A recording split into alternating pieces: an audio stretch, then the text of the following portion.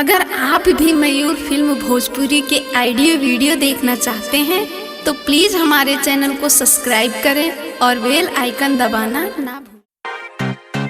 माँ को नवमी की पूजा मेरी प्यारी लगती है, मेरी प्यारी लगती है। माँ को नवमी की पूजा मेरी प्यारी लगती है, मेरी प्यारी लगती है। तोहरे नियन तोरा खाला घरे मोरा चढ़े मेवा फूल औरी लागेला जयकारा।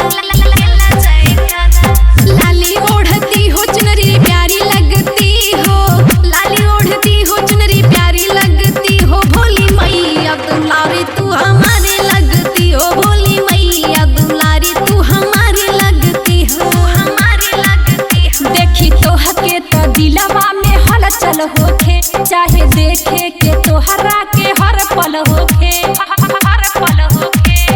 शेर की मैया सवारी करती है, शेर की मैया सवारी करती है। माँ को नवमी की पूजा मेरी प्यारी लगती है, माँ को नवमी की पूजा मेरी प्यारी लगती है। माँ को नवमी की पूजा मेरी प्यारी लगती है, माँ को नवमी की पूजा मेरी प्यारी लगती है।